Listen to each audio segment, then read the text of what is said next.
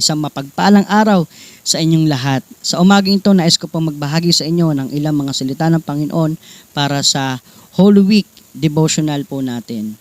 Ito po ay nais ko pong ibahagi sa inyo para malubos nating maunawaan kung ano ba ang rason kung bakit po ginawa ng Panginoong Hesus na isakripisyo at ialay ang kanyang buhay para sa atin. So sa panahon ngayon ay Holy Week.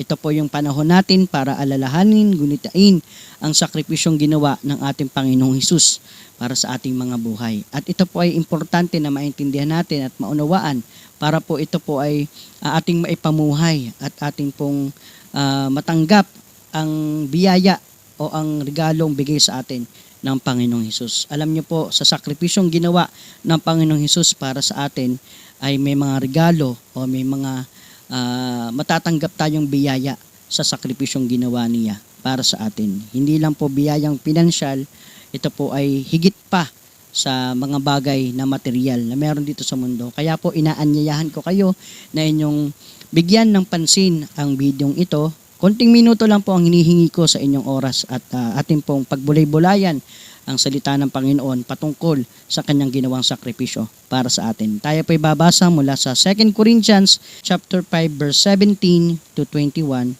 So then, if anyone is in Christ, he is a new creation. What is old has passed away. Look, what is new has come. And all these things are from God, who reconciled us to himself through Jesus Christ, and who has given us the ministry of reconciliation. In other words, in Christ, God was reconciling the world to himself, not counting people's transgression against them, and he has given the message of reconciliation. Therefore, we are ambassadors for Christ, as though God were making his plea through us.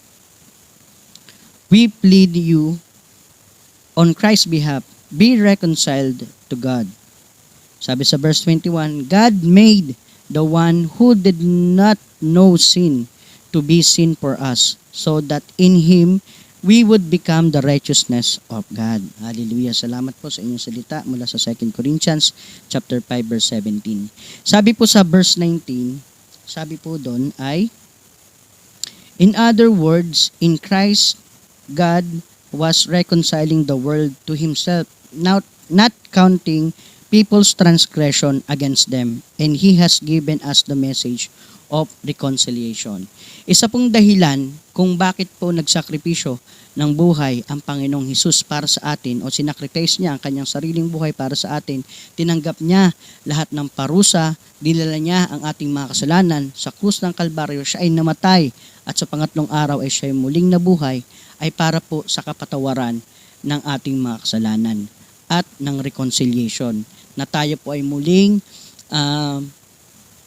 mabalik sa relasyon sa Panginoon. Magkaroon ulit tayo ng panibagong relasyon sa Panginoon. Alam niyo po, tayong mga tao, ang estado po natin ngayon ay we are separated from God.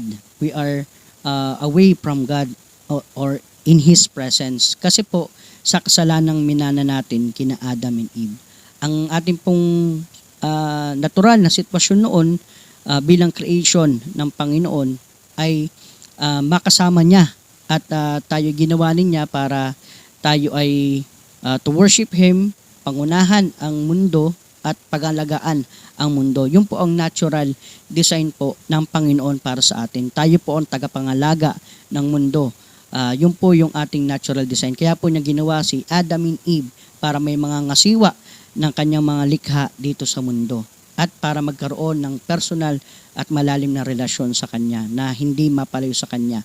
Nang nalaglag sa kasalanan sina Adam and Eve, ang relasyon natin sa Panginoon ay naputol na at tayo ay nawala sa Kanyang presensya at tayo ay natanggal sa Garden of Eden. Tayo ay pinalayas ng Panginoon, o sina Adam and Eve, ang ating mga ninuno, ay pinalayas ng Panginoon sa Garden of Eden at sa kanyang presensya. So tayo po ay nalayo na sa presensya ng Panginoon. So kailangan talaga natin ng reconciliation para mabalik yung ating relasyon sa Panginoon. Isa po yun sa dahilan kung bakit po sinakripisyo ng Panginoong Hesus ang kanyang buhay sa atin, kaya siya nagpapako sa krus at dinala ang ating mga kasalanan. Sabi po sa Romans 3:23, we are all sinners, all of us have sinned and fall short of the glory of God. And sabi din sa Ecclesiastes chapter 7 verse 20, no one is truly righteous, even the one who does good also can commit sin. Sabi dito, kahit sino na gumagawa ng mabuti ay nakakagawa pa rin ng kasalanan. At sabi nga sa Romans 3 verse 23, lahat ng tao ay makasalanan at hindi kaya makapantay sa kabutihan o sa katwiran ng Panginoon. Dahil po yun sa kasalanang minana natin kay na Adam and Eve. Kaya kung mapapansin po natin, isa pong magandang example ay ang mga bata, mga sanggol, between 1 to 2 years old, mapapansin natin sila may mga bagay na nagagawa, or I think mga 2 to 3 years old, natututo na silang magsinungaling, nakakagawa ng mga bagay na hindi natin nagugustuhan. Bilang magulang, naintindihan ko ito kasi nung bata si Piera, hindi naman namin siya tinuturuan na magsinungaling, pero may times nakakapagsinungaling siya dahil po yun sa kasalanang minana natin. At nung pinanganak po tayo, meron tayong minanang kasalanan mula kina Adam and Eve. Kaya po tayo ay talagang tunay na makasalanan. Kaya po nagawa ng Panginoong Hesus na isakripisyo ang kanyang sariling buhay para sa atin, para sa ikapapatawad ng ating mga kasalanan.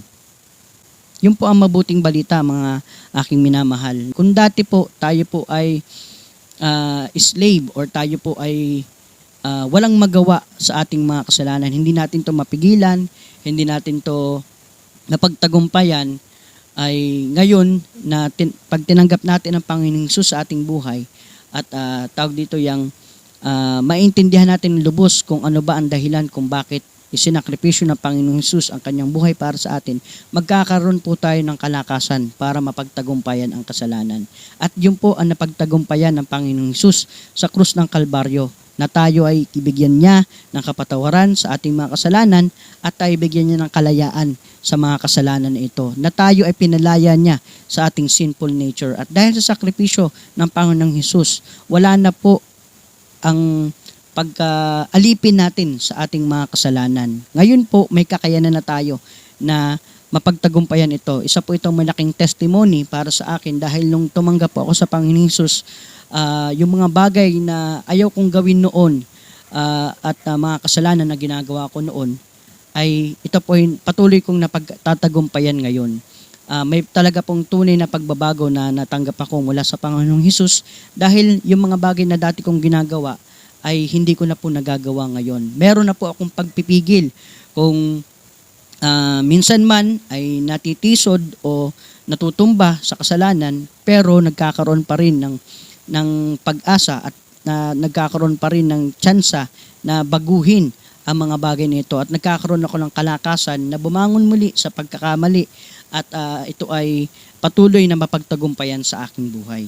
At ito po ay malaking testimony sa akin nang tinanggap ko po at naunawaan ko po ang sakripisyong ginawa ng Panginoong Hesus. Sabi dito, the only thing we should do is repent of all of our sins and believe and accept Jesus Christ as our Lord, King, and Savior. So yun po ang kailangan po nating gawin.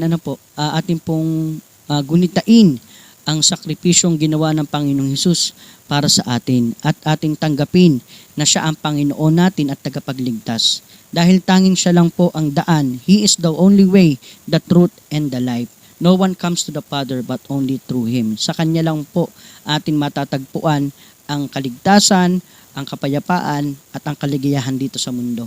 Kaya isa po sa malaking bagay na ginawa ng Panginoong Hesus nang sinakripisyo niya ang buhay para sa atin ay tayo patawarin sa ating mga kasalanan at i-reconcile niya tayo sa pagkakaroon ng panibagong relasyon sa Panginoon. Kung dati po tayo ay malayo sa presensya ng Panginoon, ngayon po dahil sa sakripisyong ginawa ng Panginoong Hesus ay tayo po ay muling napabalik sa relasyon sa Panginoon at meron ng relationship sa Panginoon. Kung dati po, isang malaking testimony ko po ay dati, pag ako po ay nananalangin sa Panginoon, hindi po ako sigurado kung naririnig po ako ng Panginoon sa aking mga prayers, sa aking mga panalangin.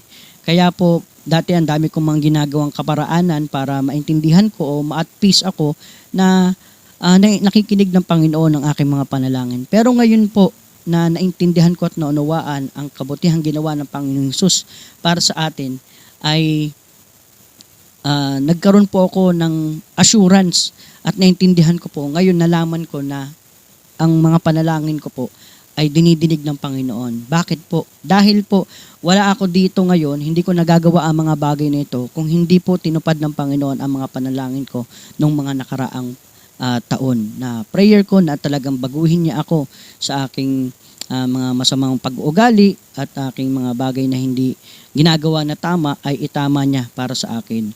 Bagamat ito po hindi biglaan o hindi instant na ginawa ng Panginoon na baguhin ang aking buhay, ay yun po ay progress, yun po ay process na patuloy po na nangyayari. Hindi ko po sinasabi na ako ay napakabait at napakabuti na ngayon, panahong ito, pero masasabi ko na malaki ang pinagbago ng buhay ko po. Simula na nakilala ko ang Panginoong Hesus sa aking buhay. At yun po ang ginawa ng Panginoon para sa atin. Tayo kanyang pinatawad sa ating mga kasalanan at tayo ibinalik niya sa pagkakaroon ng relationship sa Panginoon. Kaya ang kailangan lang po natin gawin ay ating pong unawain at intindihin ng mabuti kung ano ba ang anong importansya ang ginawa ng Panginoong Hesus sa krus ng Kalbaryo. At matatanggap po natin itong bagay na ito, itong kapatawaran sa ating mga kasalanan kung ating pong tatanggapin at ating pananampalatayaan na totoo na isinakripisyo ng Panginoong Hesus ang kanyang buhay para sa ating panampalatayaan na siya ay namatay at muling nabuhay para sa ikapapatawad ng ating mga kasalanan. Kaya po sa araw na ito, ngayong Holy Week na ito, ating pong gunitain ang sakripisyong ginawa ng Panginoong Hesus para sa atin. Tayo po ay magsisi sa ating mga kasalanan at ating pong tanggapin siya bilang ating Diyos at Panginoon at tagapagligtas ng ating buhay. At dadalhin po niya ang pagbabago at ipagkakaloob po niya sa atin ang kaligtasan. Tayo'y palalayain niya sa ating mga kasalanan at maibibigay siya pagbabago para sa atin. Alam niyo po, ito po ang isang pinakamaganda pagpapakita ng pagmamahal ng Panginoong Hesus para sa atin. At tinupad niya ang mga salita ng Panginoong Ama na nasa langit mula sa John 3:16 that God so loved the world that He has given His only begotten Son, that whoever believes in Him shall not perish but have eternal life. So ang message po ng sakripisyo ng Panginoong Hesus or the message of the gospel is Jesus Christ sacrificing His life for us, giving us freedom and forgiveness and reconciliation for our sins, and para po tayo mabalik sa ating natural na estado sa buhay, na tayo po ay nilalang ng Panginoong Hesus para maging tagapangasiwa ng mundo at magkaroon ng malalim na relationship para sa Kanya. Yun po ang rason kung bakit po tayo ginawa ng Panginoong Hesus at doon po tayo ibinalik ng Panginoong Hesus sa pagkakaroon ng relationship sa ating Amang nasa langit at sa Panginoon. At kung nais nyo po na talagang tanggapin ang Panginoon sa inyong buhay, gagabayin ko po kayo sa isang panalangin at sundan po ninyo ako, at ito pong panalangin na ito ay inyong itanim sa inyong puso't isipan. Gawin po natin ito ng buong puso at buong isip at kaluluwa para ating pong matanggap ang sakripisyong ginawa ng Panginoong Hesus na nagdadala ng kapatawaran sa ating mga kasalanan at ng reconciliation at pagbabalik natin ng relasyon natin sa Panginoong Ama na nasa langit. Hallelujah. Samahan niyo po ako sa panalangin ito at atin po itong gawin ng buong puso at isip at kaluluwa. Amen. Panginoong Hesus, sa umagang ito, ako po ay nagsisisi sa lahat ng aking pagkakamali at pagkakasala. Aking pong inaamin na ako'y makasalanan at marami pong nagagawang pagkakamali at pagkakasala sa aking buhay. Ako po ay nananampalataya at aking pong paniniwalaan, Panginoon, na kayo ay namatay sa krus ng Kalbaryo, dinala ang aming mga kasalanan. Kayo'y namatay at muling nabuhay. At inyo pong pinagkaloob sa amin ang kapatawaran ng aming mga kasalanan sa pamamagitan ng pagdanak ng inyong dugo. Marami pong salamat sa sakripisyong ginawa ninyo para sa amin. Ito po ay tinatanggap namin, Panginoon, at ikaw po ay tinatanggap namin bilang aming Panginoon at tagapagligtas. Ikaw na po, Panginoong Hesus, ang aking tunay na Panginoon. At wala na po akong ibang paglilingkudan, kundi tanging ikaw lamang po. Panginoong Hesus, inaanyayahan kita na pumasok sa aking puso at sa aking isipan, sa aking buhay. Baguhin niyo po ano po mga bagay na kailangan baguhin sa akin at itama niyo po ano po ang mga dapat kailangang itama sa aking buhay. Marami pong salamat sa kapatawarang dala po ninyo para sa akin at sa pagbabalik po ninyo ang relasyon namin sa ating Panginoong Ama na nasa langit. Maraming salamat po. Ito po ang aking samot dalangin sa pangalan ni Jesus. Ako'y nagpupurit, nagpapasalamat. Amen and amen. So sa umagang ito, mga aking minamahal na kapamilya, kaibigan, at mga nakakapanood ng videong ito, sa umagang ito na ginawa ninyo ang panalangin na yan, ay ako'y nananampalataya na inyong tinanggap ang Panginoong Hesus at ngayon ay kayo'y pinatawad na sa kasalanan at we are now reconciled to have a relationship with God. At may nais pa po akong ibahagi sa inyo sa mga susunod na video at ito pong video na ito ay 3 part. So may dalawa pa po akong nais ibahagi sa inyo at kung ako'y pahihintulutan ninyo, inyo pong ituon ang inyong ilang minuto para maintindihan po natin ang mga bagay nito at magdala ito ng pagpapala sa ating buhay. Okay? Maraming salamat po at magandang araw sa inyong lahat. Isang mapagpalang araw sa inyong lahat. At sa lahat ng mga bagay na gagawin nyo ngayong araw na ito, kung ano man ang inyong mga ginagawa, I call you blessed and ingat kayo palagi. Ingatan kayo ng Panginoon at ilayo sa kapamakan, sa tukso at sa kahit anong karamdaman. God bless po!